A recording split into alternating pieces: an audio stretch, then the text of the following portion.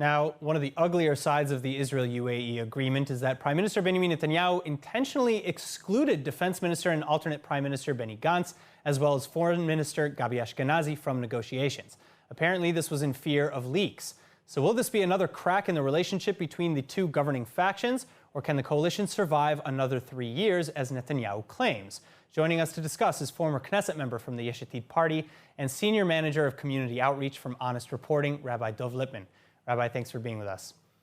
Good to be with you. All right, now, many of the ministers in the government, and especially blue and white members, are outraged at the way that Netanyahu went over their heads. Are there similar cases in Israeli history in which the prime minister chose to hold peace talks alone and in secret like this? Netanyahu is known for not really joining others in on the important steps that he's taking. But specifically in this case, it's not a case where he had a defense minister from his party or a foreign minister from his party. This is where we have this unity government. And it's just another example of the fact that this government is really not made to last in any kind of a long way. We know that there's no doubt the alternate prime minister, Benny Gantz, and foreign minister Ashkenazi were probably shocked and stunned and hurt by the fact that they were kept out of this. Now they're trying to make up for it. Ashkenazi certainly reached out to the foreign minister of the UAE. He today spoke with the foreign minister of Oman. But it's a clear indication of the dysfunction that's taking place within this current coalition.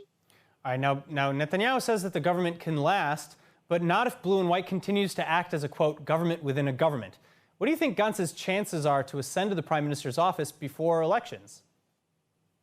I think everyone within the Knesset realizes that the chances are very small. Netanyahu was on radio yesterday saying the only reason this government is continuing is because of the coronavirus crisis. We know that they're going to be extending the budget probably till November, and then we'll see if they can pass it then. All likelihood, assuming that Netanyahu sees that he's strong in the polls at that point, and if Israel's doing better in terms of coronavirus, we might see ourselves going to election at that point. I want to mention, Aaron, that Netanyahu hedged his bets with this deal with the UAE, and the polls are showing not only is Israel overwhelmingly supportive, but even in the right wing, over 60% are supportive, and we're expecting to see Netanyahu climb a bit in the polls as a result. So if he can build himself politically, get us through the coronavirus, and he sees himself stronger in November, that might be his exit, not allow a budget to pass and send us to elections then. All right, so, back to Gantz, again, this does not seem to be his first political loss, so to speak.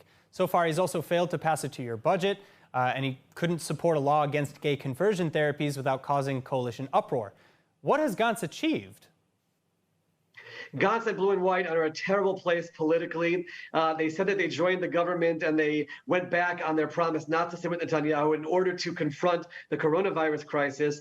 We haven't seen a significant success in that realm. And as a result, politically, we're seeing him drop, and he's in single digits. And that's why he's not bolting the government over issues like not being in the know about the UAE agreement. And Netanyahu knows that Gantz is not going to leave the government because he wants to stay in this as long as possible because of where they are politically, but their base has certainly left them in strong numbers because they don't see that anything has come into fruition because of the fact that they joined this unity government.